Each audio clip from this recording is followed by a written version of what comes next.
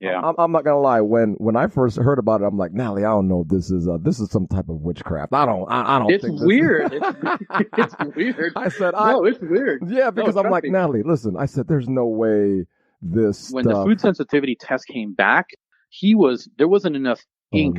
There wasn't enough room on the page for the ink that was needed for how allergic he was to broccoli. Oh, really? Broccoli and the mom's like, we stuff him full of broccoli because it's broccoli, it's good for you, right? Well, oh no, it takes about, and I kind of laughed a little bit, and she goes, what's so funny? And I said, well, neurofeedback can't make your kid do homework, but when he chooses to do the homework, it's going to help a heck of a lot more than if he chooses not to. Oh God, brain fart. Mm-hmm. I did have a brain fart. I know something that can help with that. I do have an appointment. Listen, Adrian, tell her. It just looks like something weird when you're putting sensors on does. somebody's head. It does, and yeah, and Ian was like, you can try it. I don't think it's going to work, but you can go ahead. Listen, if you want me to be a spokesman for you, just tell me in 2 seconds, and I'll do it. Listen, man. When I came to you, my brain was all over the place. Just very fog and just. All right, go now.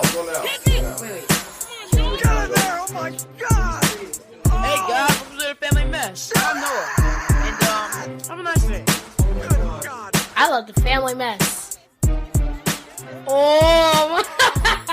Welcome to the Family Mess Podcast. I'm your host, Ian, and this is my wife and co-host, Natalie. The Family Mess, the podcast about life with kids and all things adulting. Let's talk. Well, today on the Family Mess, it looks like my co-host, Natalie, is not here. And I told her about this podcast 2 weeks ago when it was scheduled, and I told her to write it down. I said, Adrian's a very busy man. His schedule is packed, and we have to do this as soon as we can. He actually booked us for an hour to do the podcast, so you got to be here. And she told me, Ian, I'll be here. Don't worry, I'll be here. So I get up this morning about 8, do a quick errand, come back. Her car's gone, so I'm thinking she went to the store to get food. She's at work. doing an errand. Oh my gosh, doing an errand at work. So I will be conducting the show today by myself, which is fine. If Natalie comes in later, she comes in later. And we were supposed to do a 5-minute of pound segment. We'll have to pass that. I am not going to do any current events because Natalie's not here to segue them in, and she's the segue queen. So we're going to go directly into the introduction today and get into the show. So today we have Adrian, I don't know your last name. We have my friend. We've known each other for like 20 years, and I don't think you still know my last name. My friend Adrian. We played soccer. Oh my gosh, we played soccer. I can't remember in the 90s. Oh God, and we were on the same team, and it's crazy how we met up years later. My son Noah was getting this brain mapping done. And Natalie goes, hey, there's this doctor across town. Make sure you're here. And I'm staying there, and I go into this building, and I see Adrian come out. And I just look at him. I'm like, oh, that's Adrian. Like, you know what I'm saying? Immediately, my mind knew who you were. Yeah. And I was like, I think that's him. And you kind of looked at me. Oh, yeah. You haven't changed a bit, man. You've aged like fine wine. I appreciate it, man. But Adrian was helping my son. My son was having ADHD issues, and he was recommended to us from another doctor. And when I saw him, I felt really good because I'm like, oh well, if it's this guy, then he's got. I just felt good knowing somebody was helping my kid. And, that was really good. So could you give them a brief introduction, Adrian, about who you are and, happy to do it. First of all, thanks for having me on. I really appreciate it. I know you guys put a lot of work into this, and I'm just grateful to be here. So let me dive right in. So we're going to talk about brain mapping and neurofeedback, and that's a very new subject, very new topic for a lot of people. Most people, when I talk to them, they've never heard of it, or they look at me like I've got monkeys on my face or something. Like, what is he talking about?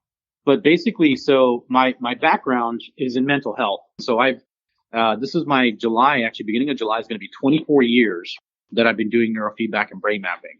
But the way that I got started, I was in a neuropsychology class at UCF. Go Knights! Got to plug my school, man. It's a lot. This goes out to the world. I got to let people know that I went to UCF. Oh, for real. So basically, I was in a neuropsych class, and the professor was talking about everything in the brain. It's a neuropsychology is a study of the brain, what happens when you injure a specific part of the brain, and how your body recovers or what goes missing. So if you damage this part of your brain, what happens specifically?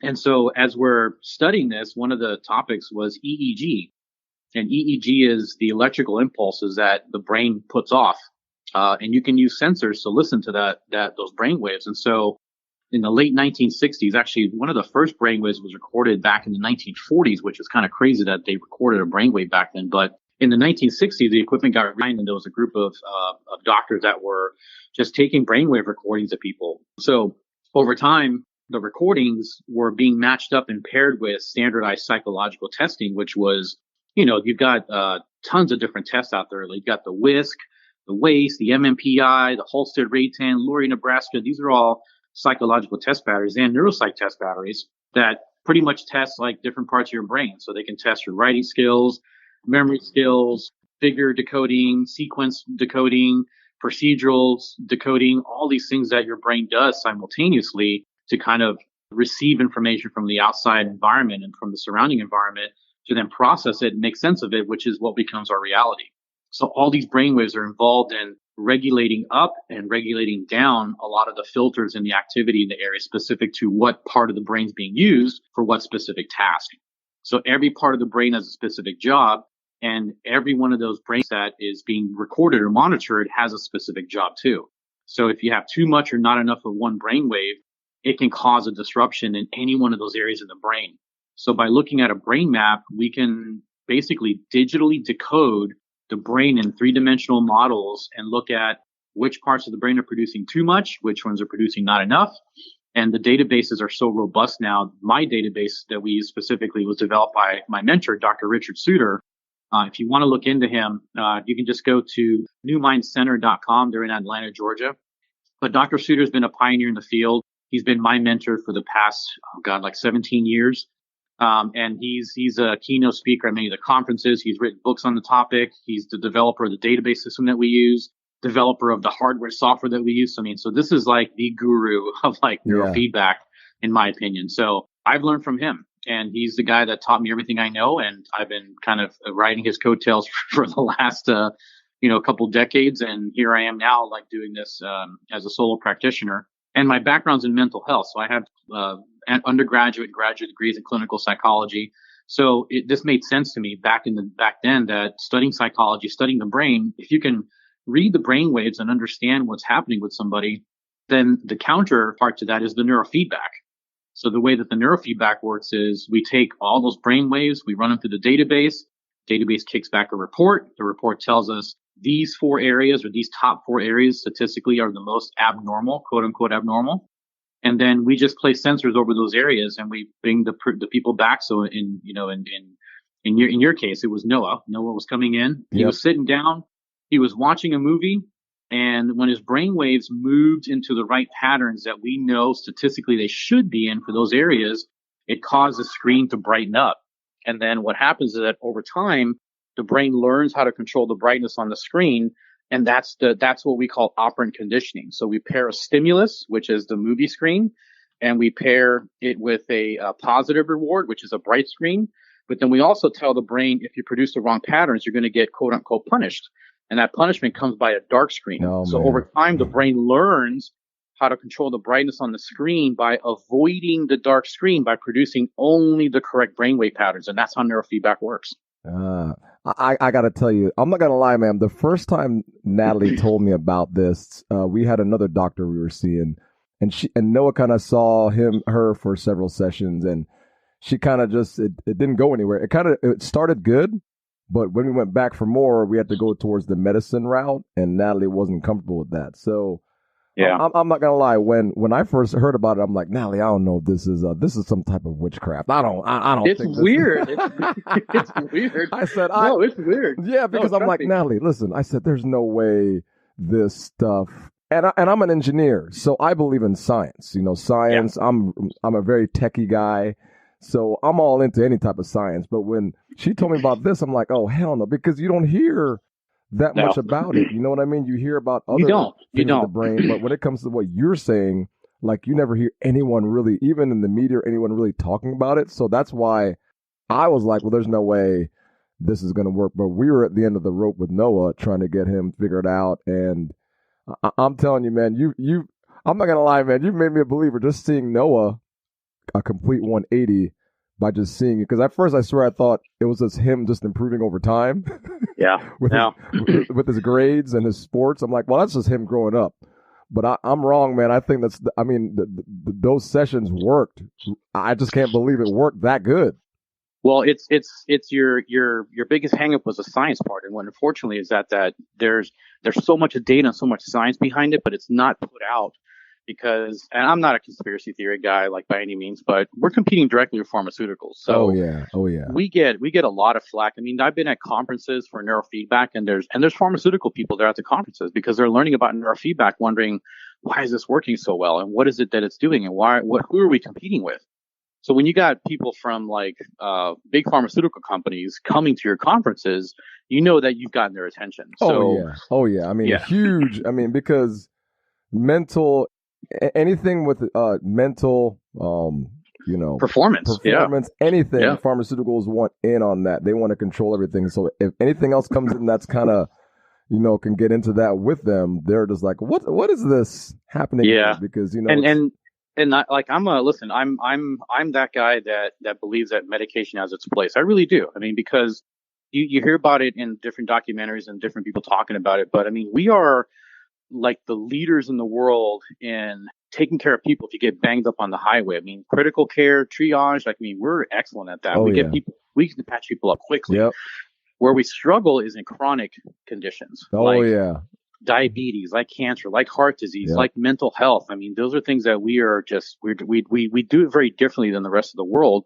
But if you go travel around the world, you hear about neurofeedback everywhere. In Europe, especially in Germany and Poland, I mean, this is stuff that's being done because it's cutting edge neuroscience. And neuroscience is one of the biggest frontiers that we know that the most complex chemical factory and pharmacy in the world is inside our heads. So, I mean, we look at the brain as something that we use every day to day. We deal with our stress. We deal with our anxiety. We deal with depression. We deal with conditions like fibromyalgia, chronic pain, epilepsy, seizures. All these things are things that are originating from the brain in some way or another, whether it's the brain or it's the gut, because the gut is such a big connecting factor to this too. And that if you have people that are doing neurofeedback and they're struggling, one of the first things that I ask people is, what's your diet like? Are you eating foods that are inflammatory? Are you eating exposing yourself to toxins? Have you had a lot of mercury in your diet from eating like canned foods? What is the level? What are the levels of toxicity you've been exposed to? And that causes inflammation. And most of the big research right now, especially in cardiac health, is about inflammation, because inflammation causes the body to go into a repair mode that it goes crazy. So like if you get a cut on your hand, that turns red, and that's inflammation. That's healthy. You're rebuilding and kind of helping the body regenerate and recuperate. But when you get inflammation in the gut, there's so many neurotransmitters that are made in your gut, serotonin and dopamine. These are half of them. Half of them are made in the gut. So if you got inflammation in the gut, the first thing that stops is neurotransmitter production. Then you've got nutrient absorption issues, and you got all kinds of crazy things. Well, guess what? Your brain's dependent on nutrition. Your brain's dependent on neurotransmitters. So if these are things that are being affected, we typically, when we get through neurofeedback, we can see the process in which someone's responding to and how they're responding. And if they're doing well, we typically know that they're pretty well balanced. But if they're not, then we've got ways to look at that through cytokine testing, inflammatory testing, IgG, IgE markers that we can test for, food sensitivities, food allergies, environmental toxins and allergies. Those are all things that are super critical to know when you're doing anything. You're starting a medication program, or you're starting a diet, or one of the first things they tell you before you start a diet is to do a detox. Why do you have to detox? Because if you don't detox, you can't put nutrients and toxins in the same cell. Got to get rid of the toxins. So that's why these things are so important. And I'm the brain guy, but I'm talking about all this other stuff because the brain is the recipient of all these things that if they're not well balanced, you're not going to get a good response in the brain. You know what? I wish more people would talk about that and approach problems from that perspective. But man, you just don't hear a lot of that. And it's frustrating because you are right. A lot of problems, probably could be solved by just making that connection between the gut and the brain, but you don't hear that? Oh, we had a kid come into our office one time, and he was coming in for ADD. The parents were like, "We're doing brain mapping, we're doing neurofeedback, we're going to do your neurotransmitter testing to figure out what's going on with this kid." And I was like, "Have we done any type of like food sensitivity or allergy testing?" Because I heard him, he was like stuffy, like all the time. And they're like, "No, we really haven't." I was like, "You know what? I'm going to pull myself out of the equation for a minute. Let's test him. Let's look at some food sensitivity testing." When the food sensitivity test came back, there wasn't enough ink. There wasn't enough room on the page for the ink that was needed for how allergic he was to broccoli. Oh, really? Broccoli. And the mom's like, "We stuff him full of broccoli because it's broccoli. It's good for you, right?" Well, oh no. It takes about 2 weeks for the inflammation to reduce, or for the IgG or the IgE markers to drop, or the inflammatory markers to drop off. Or excuse me, the anaphylaxis or the inflammatory markers to drop. Once those things dropped, ADD was gone. He never needed brain mapping or neurofeedback. Oh my God. ADD went away. It was completely gone. It was all inflammation related. And I was like happy for them, because I'm like, you guys just saved yourself like so much time. Yeah. And they were so blown away that I would suggest that in lieu of doing neurofeedback and pushing that on them. But it's like, for me, we just had another patient come into the office that didn't quite understand what she was getting herself into with neurofeedback. Yes. And I told her, you're better suited seeing Dr. D'Antonio here, because Dr. D'Antonio at Whole Family Healthcare in Winter Park is just one of the most amazing physicians I've ever met in my entire life. I mean, I bring my 10-year-old to see him, which, if that tells you anything you need to know about my confidence and faith in him. No, he's good. He's real good. He's awesome. So, but I mean, to your point, like the science behind it, there's robust science now on neurofeedback. There's actually there's a study. I'm going to send you a link for your viewers to look into. But the American Academy of Pediatrics, a few years back, they put neurofeedback as a stage 1 intervention, and they based it off of this study that was done, that they looked at. It was a meta-analysis of 16 neurofeedback studies that showed, this is evidence-based studies. These are double-blind. Some of them were double-blind controlled experimental studies that showed that neurofeedback did as good or better than medication therapy. And so the American Academy of Pediatrics was like, if that works for that, we're going to put it as a stage 1 intervention, which is their highest recommendation. Wow. I mean, this is the American Academy of Pediatrics. I mean, it's a very well trusted, very well known. Yes. Pediatricians. If you're on the board, if you're a member of the American Academy of Pediatrics, like you know what you're doing, right? Or you're supposed to know what you're doing. Yeah. You got credentials if you're on that, definitely. Right.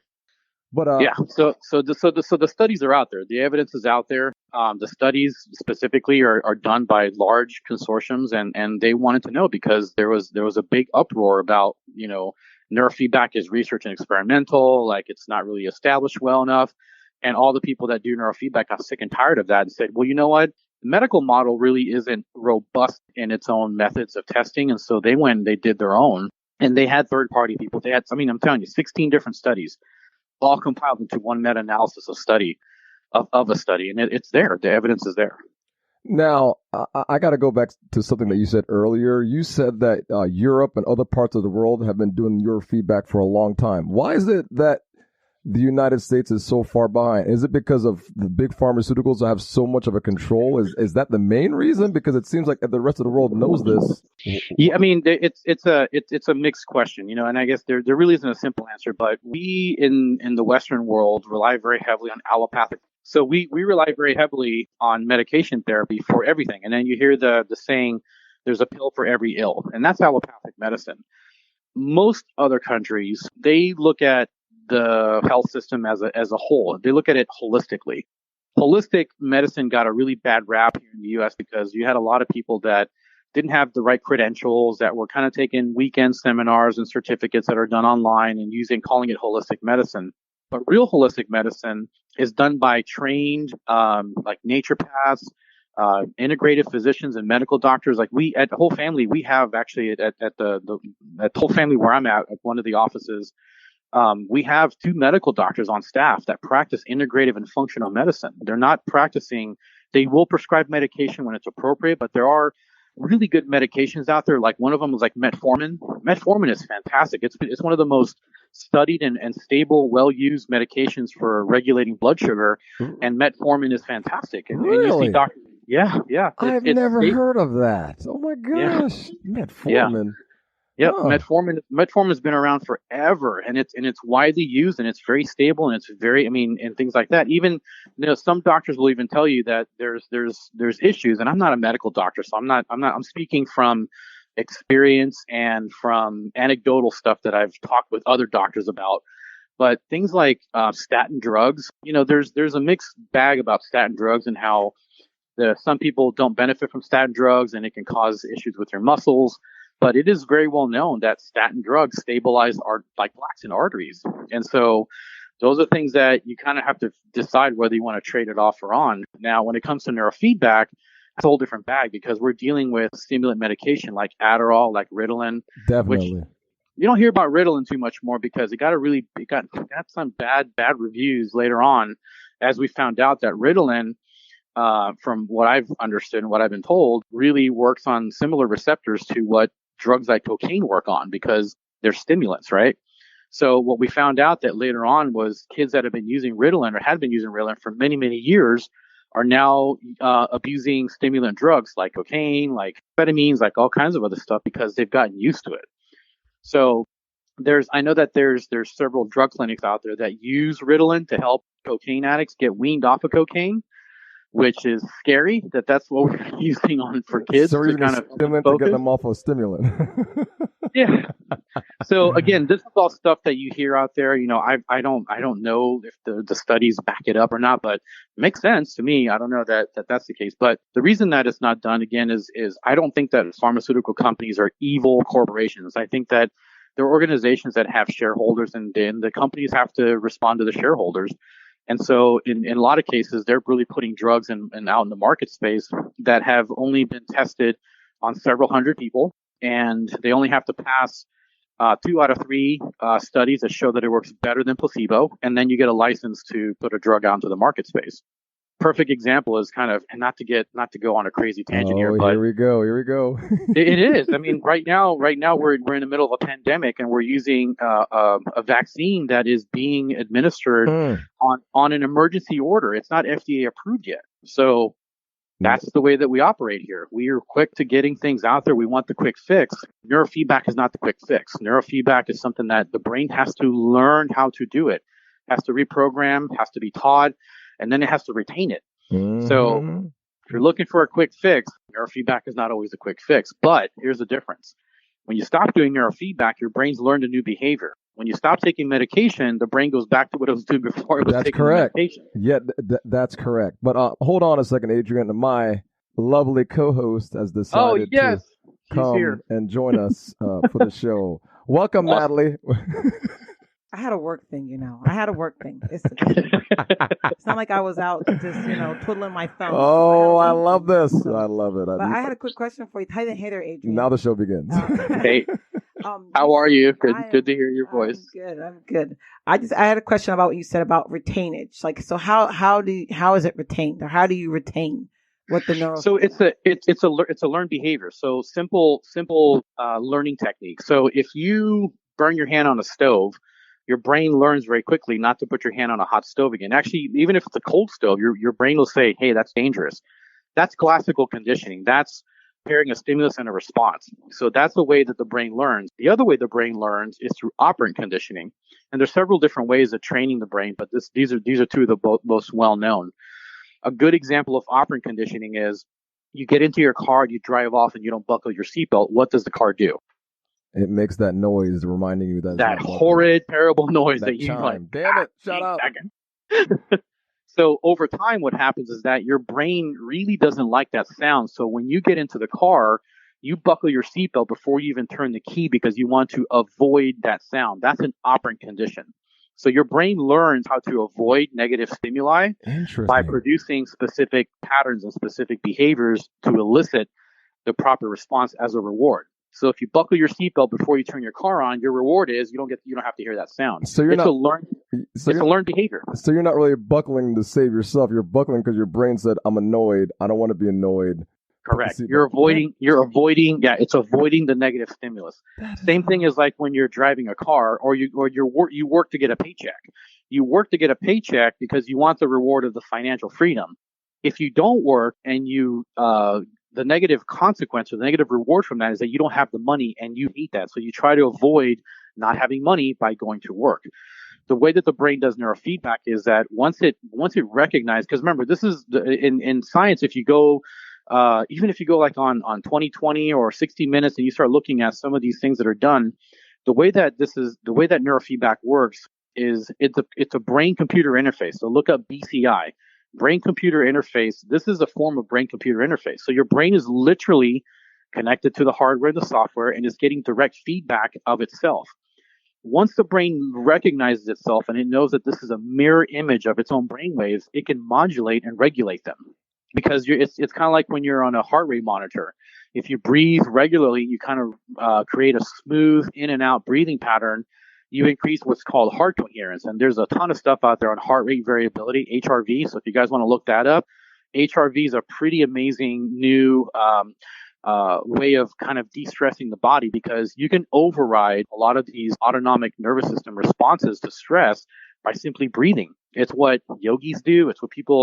It's what Tibetan monks do. I mean, So breathing. Really? Just breathing? Yeah, when I get like worked up, if I feel like I'm stressed, I stop and I just take like 4 or 5 really deep breaths. Yep. Yep. You look up heart rate variability, and there's a cool little device called, it's by the HeartMath Institute. So if you go to heartmath.com, there's a little device that you can clip to your ear that picks up your heart rhythms. And they teach you basically, when you breathe in, your heart rate speeds up and increases. When you exhale, your heart rate decreases. And over time, it looks like this beautiful up and down sine wave going across the screen. When you get into that high heart coherence pattern, vasodilation happens, adrenal responses lowers, you activate parasympathetic nervous systems, which is the healing part of the nervous system. Yeah, absolutely. And the studies are there. And what they found out, it's a study in a field. The field is called neurocardiology, and they study the connection between the brain and the heart. And what these guys found out is that there's more connections going from the heart to the brain than there is from the brain to the heart. Everyone thought it was the opposite. But the heart, which is why heart transplants work, because there's an intrinsic brain that goes with that heart that learns and understands. Yeah, it's so cool. And all you got to do is go to the HeartMath Institute or look up HeartMath. There's a whole field behind it that people typically, and the sensor's only like $150 for like an iPhone. You plug it in and you can use it anywhere. It's awesome. But that's all related to brainwave function too, because your brain waves, when you're in that high heart coherence, your brain moves into more what we call an alpha state. Alpha states are when the brain is relaxed and idling and not engaging, but just kind of like in neutral. And that's when you see that. So sympathetic nervous system modes are fight or flight modes, right? Parasympathetic is the opposite. It's the healing part. So hopefully when you're sleeping, you're in a parasympathetic state. You're recuperative sleep. Your body regenerates. RNA, DNA repair happens. I mean, all this stuff is when your body heals and repairs. But we live very stressful lives. And that's why stress is such a big killer, because your body can never get into that parasympathetic state to heal from all the damage that the stress has done. So by getting your brain to produce more calm rhythmic patterns, it matches up with your heart, it lowers stress response, vasodilation happens, hypertension reduces. I mean, it's all connected. You're one whole body. You're not a bunch of different parts that are just doing their own thing. They're all connected. So I'm kind of late to this whole conversation. So I'm sorry. You were working. It's sorry okay. I missed the beginning, but I definitely, as a mother, and partly why I really wanted to talk to you and have you on the show. Did you guys talk about like the basics of how it helps and yes, Adrian went over that at the beginning of the show. Okay, and so you talked about like anxiety and. Yeah, we talked about it a little bit, but I mean, I can elaborate on it. I mean, so if you think about like all these different brain states, so anxiety, beta is a fast frequency. When you have too much beta in certain parts of your brain, it can cause overexcitation, and we call overarousal, which is what stress states are. So anxiety, same thing, high stress state, high beta output, and it's pretty classic, pretty easy to see on a brain map. ADD. Theta is a frequency that's involved with shifting the brain. So I use car analogies a lot because people get that. So beta is like your gas pedal. And then you have alpha, which is like neutral, like you're kind of in neutral, not doing really anything, just sitting there idling. And then you have theta. Theta is kind of like the clutch and the stick shift. When your brain shifts from thought to thought to thought, it uses theta to gather memories from different parts of the brain to fractionate it back into a memory. It also is helpful in binding memories. Too much theta in the front causes your brain to bounce around all over the place and you can't focus on one thing. That's what typically ADD looks like in the brain. Classic ADD is too much theta in the front part of the brain. And then you have delta. Delta is a frequency that's very well known. People think that theta or delta happens when you're asleep, but your highest amount of delta happens when you're in an awake, alert state. Delta's job is to suppress and or inhibit the cortex. And if you think about it, that's kind of weird, but at the same time, if you don't have enough delta, then everybody would be schizophrenic. The brain spends the majority of its energy putting the brakes on, because if it didn't, the brakes would be off and we'd be flying downhill with no control. So is that part of that having the... That's what I feel like doing most days. Yeah. So that's part of having like with the anxiety. So can neuro... Okay, so like I know only because I talk to people, and when I explain what neurofeedback and I explain it in very layman dumb people terms because I don't know all the details. But people are always like curious to know, because I say, oh, my son has ADHD and he got neurofeedback to help with his brain. And then someone even told me that like I have like cravings. I could even do neurofeedback to help with like my with my cravings. Is that true? Yeah. So I'm going to give you guys so many links here, but if you go to the isnr.org, they have a bibliography of things that neurofeedback has been studied for. So you have things like obsessive compulsive disorder, eating disorders, addictions, chronic pain, epilepsy, fibromyalgia, attention deficit disorder, anxiety disorders. I mean, the list is like, it's such a big list. Is that like, hold on, you said is that like Indigo Sam Nancy Ray? Is that ISNR? Correct. Yep. ISNR.org. And you'll see, I don't know where exactly it is, but if you do isnr.org/comprehensive-bibliography, I think is what the URL is. It'll take you directly to that bibliography, and on the right-hand side, you'll see the list of conditions, and you can click on any one of them, and it'll cite all of the latest or any valid studies that were done using neurofeedback as an intervention for that condition. Right, and then did you guys discuss how neurofeedback is done, like how it's non-invasive and all that? We touched upon it a little bit, but yeah, I get one of the biggest questions I get is are you going to shock me? Because you see wires and you going. No, so thank you for bringing that up, Natalie. Because no, it's 100% non-invasive. All the systems and all the wires, all the sensors that we're using are being used to listen to brainwaves. We're not putting anything in. There are some things out there that use micropulse or micro. I forget what they call it. Microderm. Was it microderm? It's basically tiny impulses that they use to stimulate different parts or different things. This is not that. Neurofeedback is 100% non-invasive. People do ask about side effects. It's hard to call them side effects because at the end of the day, they're positive things that come of it.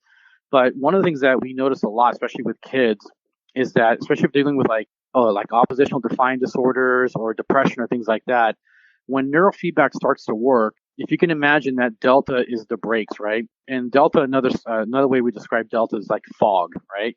So if you have too much fog and neurofeedback lowers the fog and you can see through the fog, sometimes what happens with kids is that they are stuck in this negative rumination pattern, which rumination is basically repetitious thinking, repetitious talk. Sometimes it's negative by nature because we're negative creatures, right? We always think badly. Seldom do we think positively. But what happens is you have kids sometimes that are so stuck in this negative thinking pattern, and then you lower the fog or you lift the fog, and then they can hear the negative self-talk. Sometimes they don't like what they hear. And so neurofeedback sometimes can cause kids after the first 10 sessions to become relatively emotional. And a parent will say to me, neurofeedback is making my kid worse. And I go, why?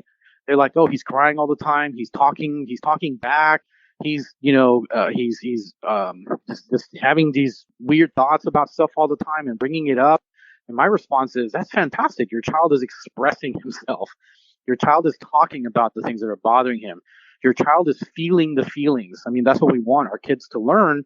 We don't want kids to be numb and stunted to their feelings and thoughts, which is another chief complaint that medication therapy does, is that it turns kids to zombies. They become numb to their thinking and their thought process. But if you have a child who's learning and can learn to grow into that skill set, Dr. Alicia Bracci, who's one of my favorite school psychologists. She's another one of our partners at the Center for Health, Learning, and Achievement in Lake Mary. Yes, I have an appointment. Actually, I called her the other day to get my kid an appointment. He needs help with executive functioning stuff. So yeah, I'm familiar with her. Here we go. She might recommend neurofeedback to you, just saying. Well,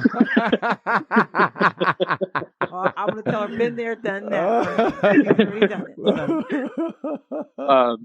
But Dr. Braccia has a really great way of explaining this. And she says that when kids have this response that they become emotional, they never really had the tools in the toolbox to deal with that emotion or that feeling or that thought because they've never felt it before.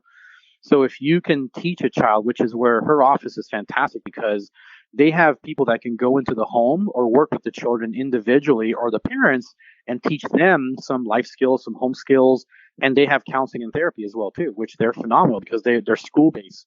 So they do, and then they can do home stuff too. But these are things that neurofeed. So I had a parent one time. I'll never forget this. Her kid's going through neurofeedback, and she calls me up one day. And she's like, "This isn't working." And I go, "Oh well, I'm sorry to hear that. What's happening?"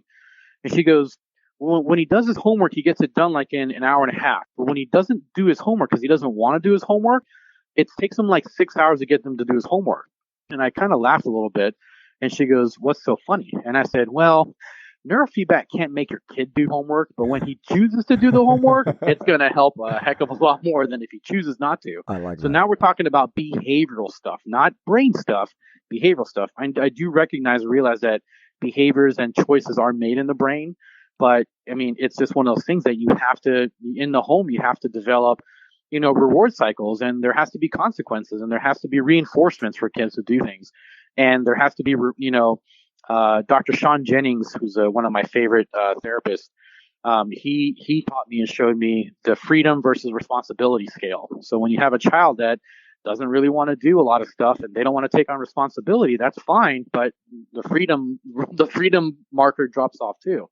If they take on more responsibility and they choose to take on more responsibility, then the reward dial goes up as well too. And it's an equal exchange of freedom versus responsibility. And that's something that is a behavioral trait that can be taught. Can neurofeedback help with that? Absolutely, because if you're able to integrate and process that information better by way of teaching the brain how to integrate and process information better through neurofeedback, then yes, it's going to help behavioral stuff. So neurofeedback is very complementary to things like acupuncture, to behavioral therapy, to cognitive behavioral therapy. I mean, all these things that are involved with the brain learning, even tutoring improves, and you see kids, their test scores improve, their attention improves, and all these things improve over time, and we get better results because we've created a more efficient brain. Right. So, Ian, have you talked about our son and his results? Oh yeah, that was like the first 15 minutes. Adrian and I were talking about that, but I told Adrian I thought it was witchcraft when I first heard about it, and I didn't. I still get that. I don't believe this crap. But then I became a patient. Remember? Well, yes, you decided to do it. Yeah. I've known about this for a while. Yeah. We did it years ago. I think because my son, I told puberty kind of phased out a little bit, some of the effects. But for me, it's like medication was not an option for me. Like I just, and everyone pushed it so hard. Like my own personal therapist pushed me to medicate my child. And I know this runs in my family. So, and I'm like, you know what? It runs in my family, but we're able to manage and cope. And right. I really felt like this was something that would be better. And that's why I had to wait till I got some money. Cause I was like, I got to save up. This is for me. Yes, it's expensive, but either I could do, medication for 18, 20 years, or I can make the investment now and pay that money now to help him longer and not have to get medication and to be able just to learn other ways like exercise, fish oils, other things that will help the brain instead of medicating him. And that's why, and I'm very thankful that we were able to find you and for the help that you've given my son because you've kind of brought him back. And he went. Noah's an awesome kid. And I tell people, I just put sensors on people's heads. They got to do the work. And Noah was a hard worker. I mean, he plowed through it. I wanted to touch on something real quick because you brought up a really good point.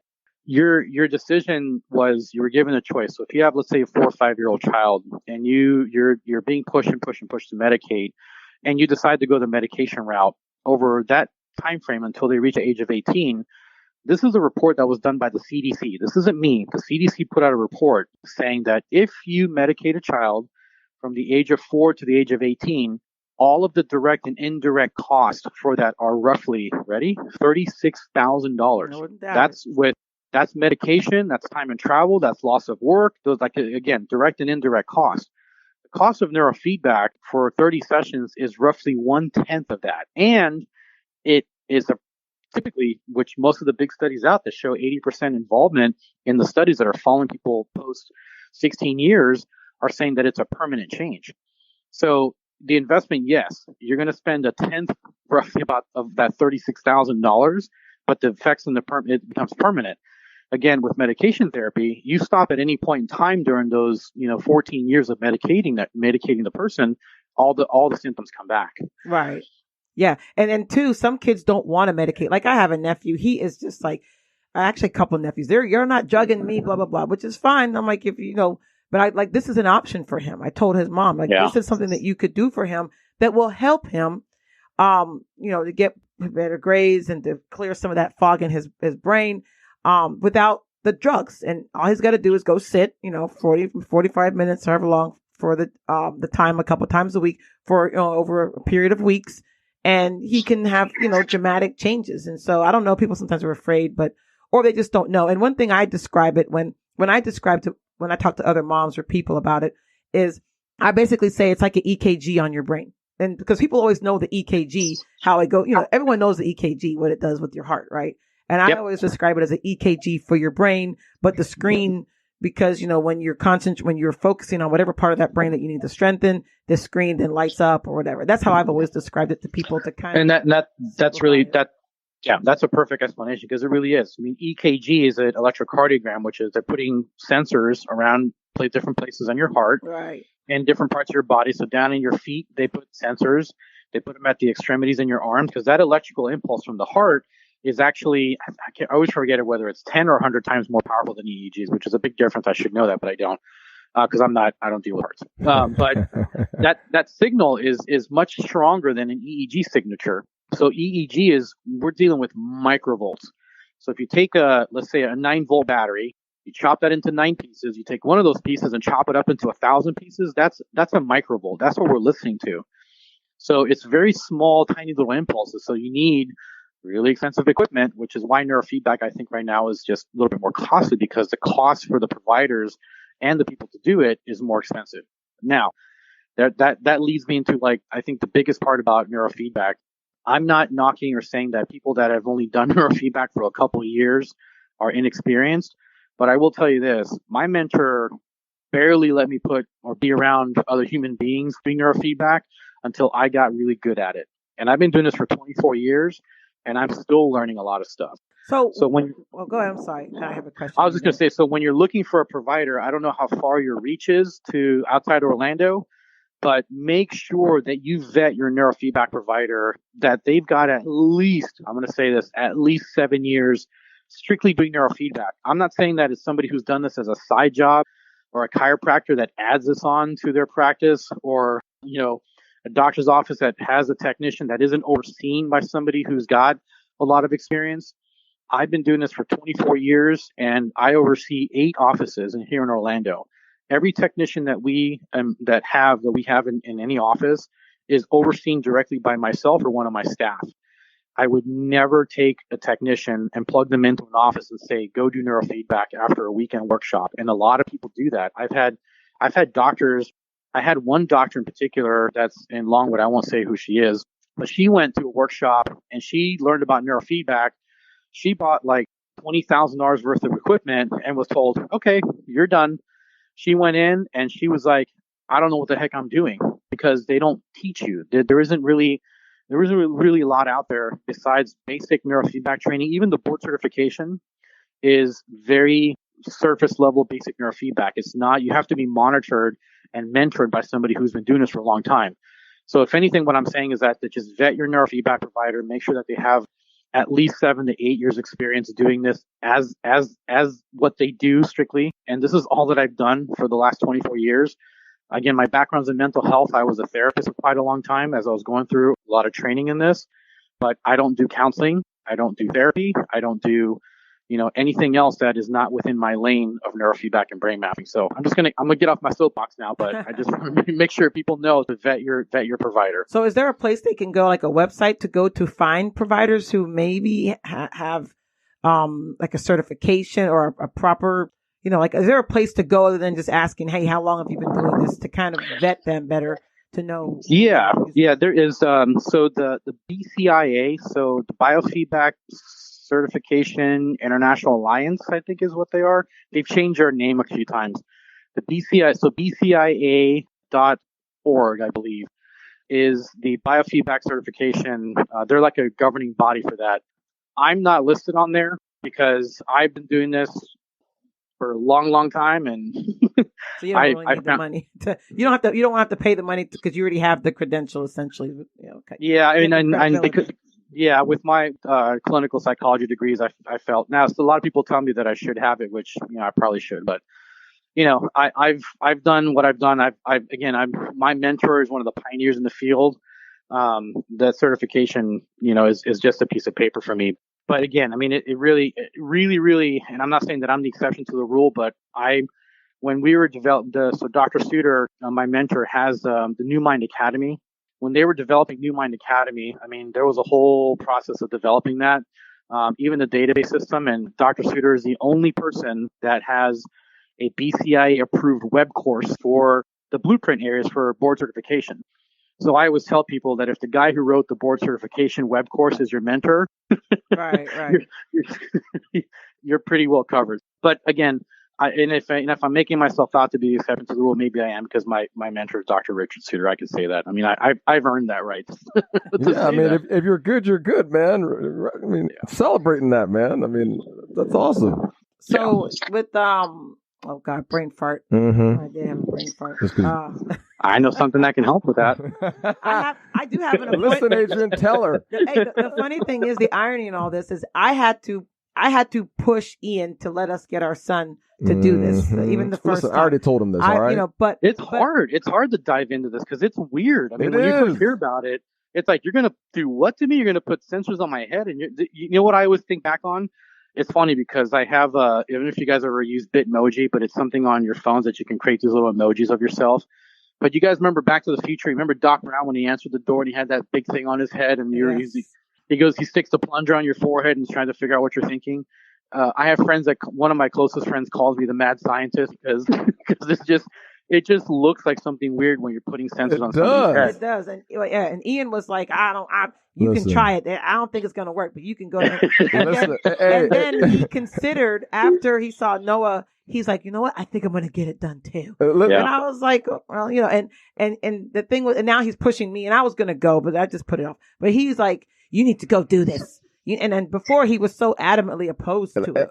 I told Adrian this already. Adrian, listen, before I went to you, and people have to hear this. Well, he was adamant, even, hold on one second, Ian. Because even as long as our son's been dealing with all this stuff, he was like trying to push me to medicate him. And I've always you got to go back to old crap, man. Well, no, that was back in the day. It's just because you weren't aware, right? I mean, you didn't know. So he was always pushing me to medicate our son, and I'm like, I'm not medicating him. There's other ways out there to help him, and I'm gonna find those other ways. Well, it's the telltale. Was it the age old tale of, like, if all you have in your toolbox is a hammer, everything looks like a nail. Right. Yes. Yeah.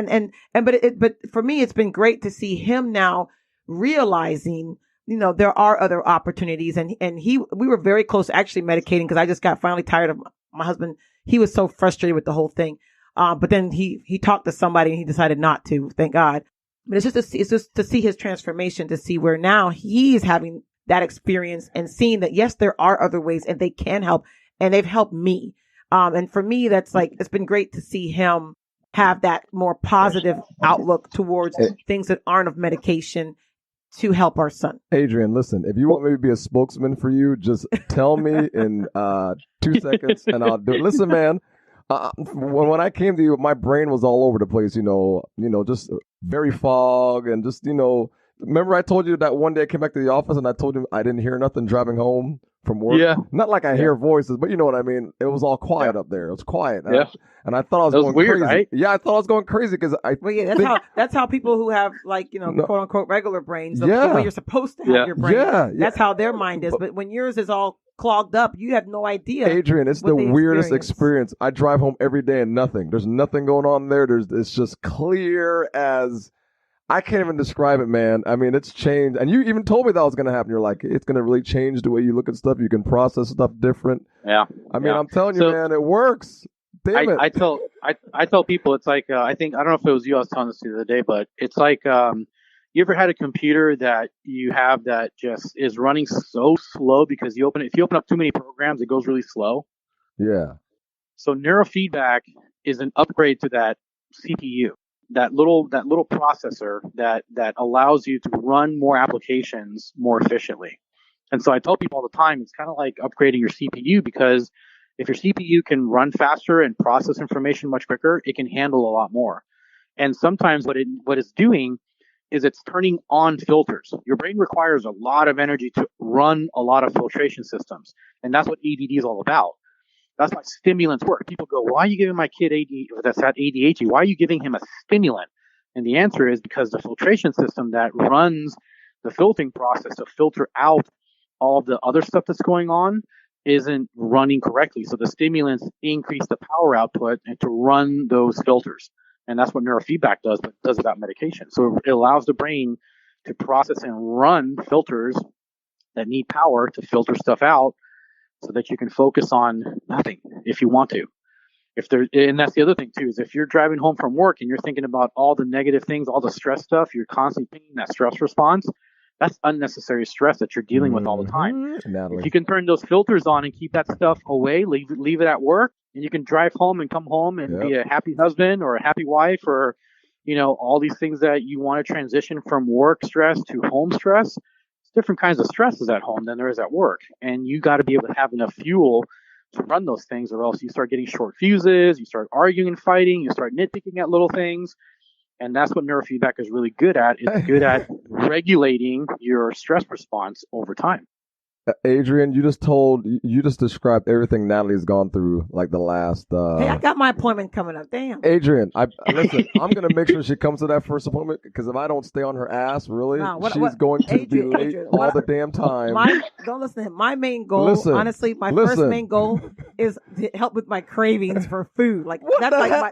No, forget about your food cravings, man. Get your brain fixed. That's my first goal. I'm like, look, I need to look at these cravings I got going on, and let's work on that. I need to lose weight. That'll help me. Oh my God. Well, we all know that food is something that releases dopamine, which is our feel-good neurotransmitter, right? So if we don't have enough of that, there's typically something that's pinging that to happen. So, we can, when we do the brain map, Natalie, we'll be able to kind of pick that apart. Yes. Let's work on that. Oh, this is getting too easy.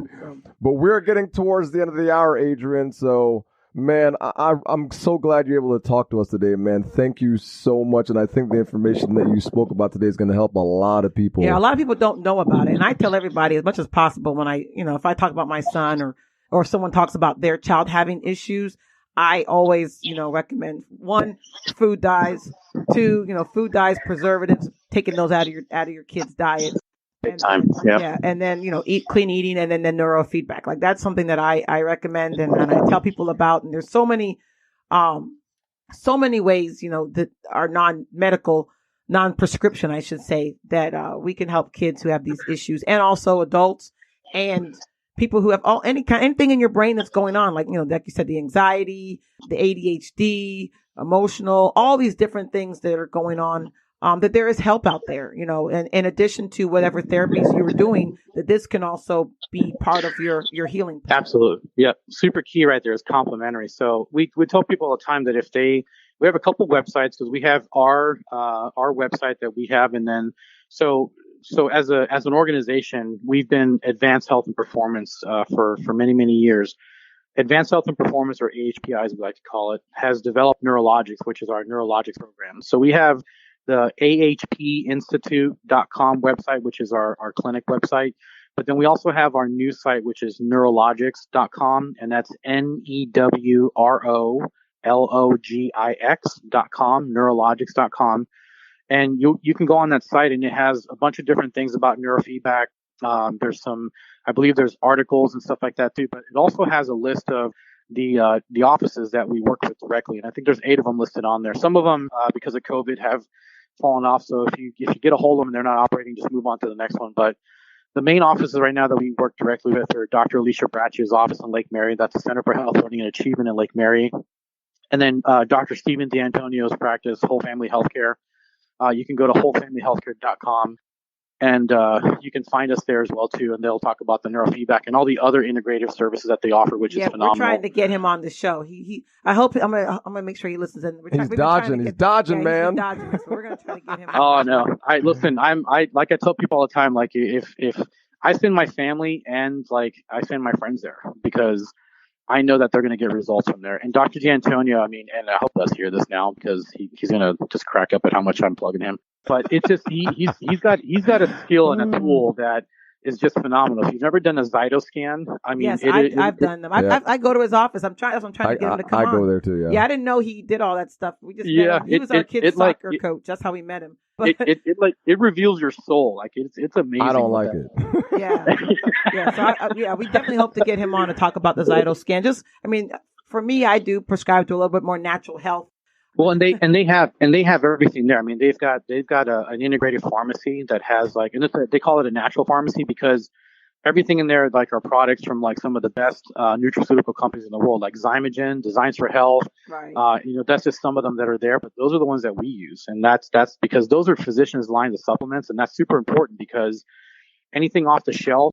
If you ever read the New York Attorney General's article on supplementation, they took DNA samples from a bunch of stuff they took off the shelf, and they were lucky to find 18 to like 25% of the DNA inside of what was labeled on the outside. Right. Yeah. Tell people quality. That's over the counter. Yeah. Yeah. Don't take over the counter stuff. Not too good. Oh yeah. So physicians' lines are by far superior. They're a little bit more expensive, but the absorption is way better. Like Zymogen products. They are 100. Whatever they bring into the building is already in this methylated form. And methylated nutraceuticals quickly absorb into the body. They don't have to be converted. So, anyways, another topic, another day. Dr. D can touch on that like crazy. So, thank you guys for having me on. I really appreciate it. Yeah. So, can you tell us your website again and the work, how people can find you? Yeah. So, they can go to either site, which is Advanced Health and Performance, which is ahpinstitute.com. Or our site for our partners, which is the offices we have in and around Orlando and in Sarasota. And that's neurologics.com. That's NEWROLOGIX.com. All right. Thanks, Adrian. We And do you have a number to call your office number? Any of those office numbers, they can reach or get a hold of me. For the most part, we pretty much just go through the offices to get all the scheduling and things down because they have a list of things that they have for people if they have questions. And then if there's advanced questions, they can get a hold of me directly. So, but most of the time they can fill all the questions to get people started. All right. Thank you. You can join the Family Mess on your streaming podcast, iHeartRadio, Google Podcasts, iTunes, Spreaker, Spotify, Facebook, The Family Mess Podcast, Instagram, The Family Mess. Thank you, Adrian. We'll talk to you soon, buddy. Take care. Have fun. Thank you. Bye, guys. All right. Oh,